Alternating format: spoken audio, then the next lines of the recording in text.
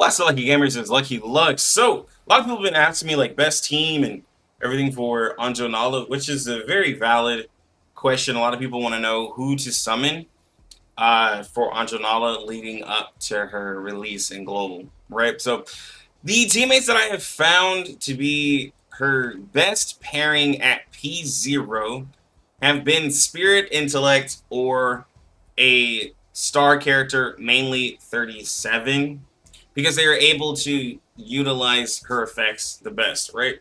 If you are unsure of what Anjo Nala does, I can tell you now a little bit.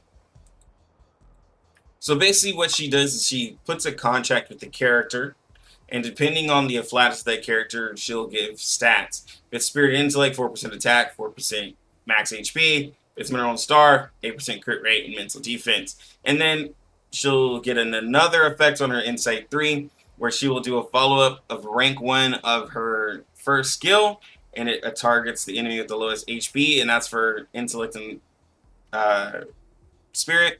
And then on the Mineral and Star version, she'll do an AoE follow-up triggered up to 2 times, right? What's really interesting, though, is that these do not cast from additional effects. So characters who do follow-up does not go with she doesn't do her follow-up after a follow-up. So basically, if Lucy does a follow-up animation, Anjo Nala will not follow up as well. If 37 does a big AoE follow-up, Anjo Nala will not follow up to that. J, other characters, like none of those actions trigger anything, right? It has to be the actual incantation cast, right? She also takes the Moxie of that unit, and it makes 8 Moxie have to be to activate the ult, because basically the character that you're tied with will ult, and then she will ult. And she takes all of their Moxies, and the Moxie that the other person gains, she gains as well. So if you have characters that have a specific way of gaining Moxie, that Moxie will go over to Anjo Nala. Now, there are some characters who don't like this type of pairing because they're trying to rush to their ult. And if you're not a plant or a beast character, you're not going to be able to rush to your ult as quickly as some other characters, especially some characters that get extra Moxie at the beginning of a round, or start off the battle with Moxie. It kind of delays them a little bit. For instance, Tuesday being paired with Anjo Nala, it delays Tuesday's ult, when she could probably get her ult off in maybe the 3rd round, 2nd if you rush it, right? Because she gets 2 Moxie, you use 2 others, and then you could just rush her Moxie. You can't use it with Tuesday. You have characters like Summawise who get a lot.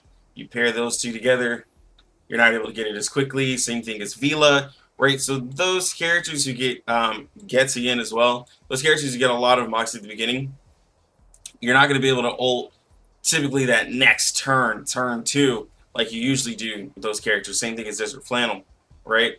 So I would say characters like that aren't the best pairing with her, because I've noticed it just kind of delays the ult, at least at the beginning of it. Once you get the battle going, it kind of becomes normal, right? But I like to start with those ults just to start strong, right? Now, when it comes to the star mineral interaction with the AoE, you only get 2 follow-ups.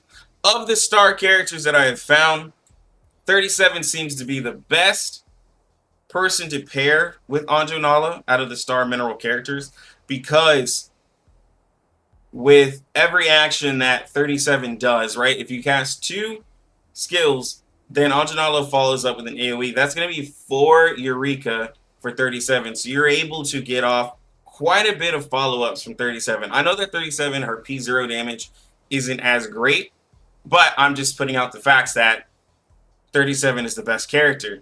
Some people will say that other characters, like maybe Regulus, might be worth it. But with Anjo Nala, you want to attack every turn. And Regulus not utilizing her buff just feels like you're lacking with her. It just feels like you're just not really utilizing her without using Restless Heart. I know some people just say screw it and just attack with her normally.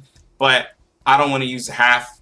Like, I don't want to use half the kit of a character, right? Of course, you have other characters like Lilia, but, you know, Lilia doesn't really benefit too crazy being paired with Anjo Nala because there's no synergy there. It's just a character who attacks single target and then another character who can follow up after that.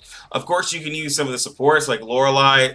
If you tie Anjo Nala to Lorelei, then every time Lorelei will do a buff, right, you will get an AoE follow from that, so you won't feel like you're wasting any AP because you'll be getting damage off of that.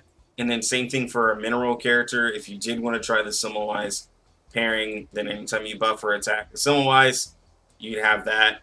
J and Z doesn't really go well with her because J and Z is all follow-up, and there's no synergy between those follow-ups. Same thing for Black Dwarf. And then, of course, you have Ezra if you're wanting to have her follow up after every Ezra, but there's not really synergy. So the best synergy that I've found to be is 37 of those characters, right? When it comes to Star and Intellect, one of the best pairings that I saw was with Mercuria. It allows Mercuria to gain her stacks at P0 pretty well because every extra attack that Anjo Nala is doing is help giving stacks, and then I'm able to use the AP from Mercuria without feeling like I'm wasting anything because I'm getting a strong attack from Anjo Nala. So this has been a really good pairing to be able to utilize her passive stacks. She also gets Incantation Might, which helps out a ton, and then she gets crit damage, which helps out a ton. Damage dealt helps out a ton. So it's honestly been a really good pairing with her. In the raid, 6 has also been great. His buffs have not carried over to the regular game, so this is why I don't really suggest him a lot, but it is part of the raid where he has his buffs temporarily right now. So in raid, 6 is probably one of the better pairings because his debuffs are pretty crazy now with being able to lower mental and reality defense, I think by like 40% or 50%, and then crit resistance, and he's able to put negative status on. So he's going to be one of the better pairings in raid until he gets this outside of the raid buff. I just really can't consider him the best because now there are other modes other than raids. I know some people think raids are the best and only content to worry about, but with the roguelike having higher difficulties, and then in 2.1 y'all will be getting an increased difficulty. I have to consider some of these things, right? But anyways, that's pretty much the teammates that you would want to pair with. I'm gonna show the one with Mercuria, right? I'll still add 6 to this team, and I will try not to use. I just won't use my Kakanya because I know my Kakanya is a little out there, right? So technically, for Psychube, you can use hers. It'll up the damage of the person you're paired with. Now with 6, her Psychube isn't really the greatest, right? Because increasing the damage of 6 isn't that crazy. But the crit rate is nice, right? The crit rate, 8% crit rate, 8% crit damage. Now you can go to BON, Blasphemy of Night, to get some extra damage, especially if you have it amped up. If you have it amped up, this will net you a little bit more damage if you keep up the negative statuses. But I would make sure that you are able to get high crit rate, right? So with me using Mercuria and Vila, I will be over crit. So it would obviously be better to go ahead and switch, right, to BON because I'm good, right? But I obviously don't have enough negative statuses to probably keep up with it, but that's a way to do it, right? If I took off Mercuria, put on Tuesday, it would be easy. I would absolutely do this, but I'm just going to use her Psychube for now. But there's options is what I'm saying. Also, I would say Thunderous Applause for if you're doing a Spirit Intellect follow-up, you could use that. You could also use J and Z's Q because you're doing a single target follow-up after using a skill from Mercury. This is also another option. And I almost forgot. And there is a Soul Daze that you can use for the AoE follow-up. You just have to find a way to put burn on the enemy.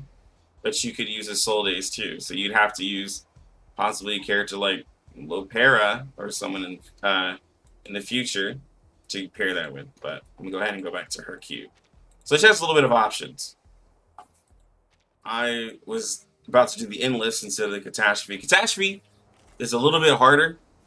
Raid, the boss has more health, if you didn't know. Has 150 versus 100k. And then he starts off at the infinite bar. So I'd rather just start there. Go ahead and put Mercuria back on the team. I'm here to help. Everything's good. Let's go. Join with us, comrade. And 6 is going to have his buffs. And they give you the 6. It's P2. So that's what I'm using right now.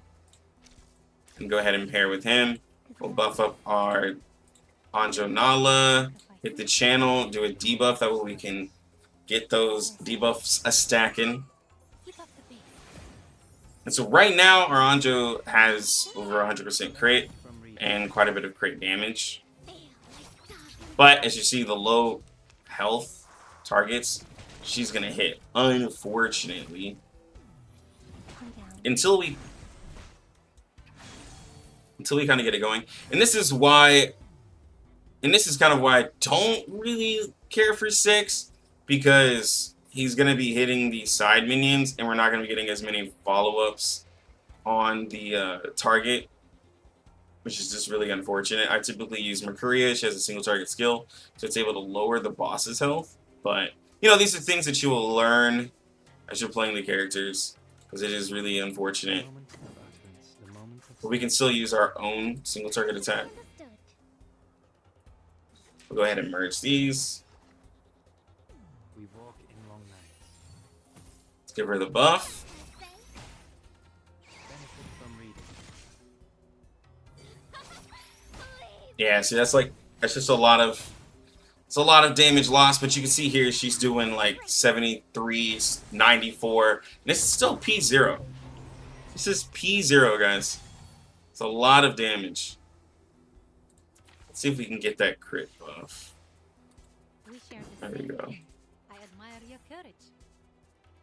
To the right. We have a couple negative statuses, To a brighter future. so she's going to be able to do quite a bit of damage. And this is why we're able to do so much, because the boss puts negative statuses on themselves. So BON is just perfect here. Again, Control of our bodies.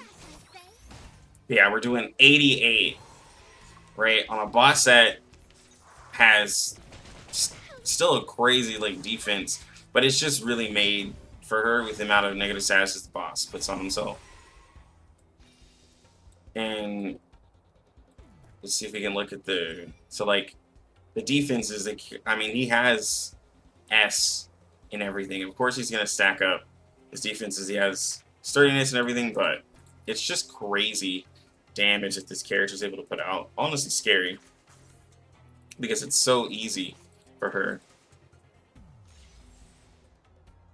Like cupping Let's go ahead and of my hand. Perfectly understood. The moment of silence. I think the main thing though that I feel about Stars in the sky. Anjo Nala is that at P0 she feels better than the other limited characters, which, you know, she's come out later. But when compared to a character like Lucy, who is the end-all be-all for some people, it's really surprising how, just at the beginning of a fight, how much better she feels. Because, like, Lucy being a kind of chameleon type of character, you know, you would think that she would be the best character, the best limited character of all, but it's just really something about being able to have crazy follow-up after the action of another teammate that just makes her really good. And being able to scale up her damage with negative statuses, and that's not exactly a hard thing to do. I mean, look at this damage, right? It's not exactly hard to do, but you're not having to wait for electricity. Literally, all you're wanting to do is cast the channel and do actions with the other teammate. It's not difficult. It's not hard. She doesn't, of course, she doesn't pair with characters like Lucy or Winsong really well, because like the way this ult is, it falls off at the end of the turn. And so all of Windsong's precast incantations go away, and there's no crazy synergy there. And then like with Lucy, she doesn't really do anything for Lucy, like because she actually stops Lucy from being able to gain as much mox as she wants because you're having to get 8 versus the 5 that Lucy gets in the additional. Like it's not the best pairing. And you could, and I tried even on stream pairing Anjo Nala with a plant or beast character to help with the dynamo. It just didn't feel like a good team, right? Like I don't want to force something that just isn't there, honestly. And that's what it felt like with using her with certain characters. It felt like we were trying to force something that we just didn't have to. And so I'm just going to do a little bit of this damage here. Perfectly understood.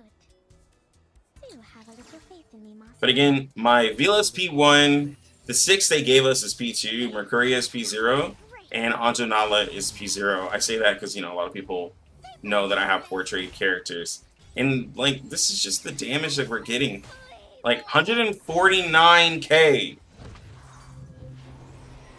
It's crazy.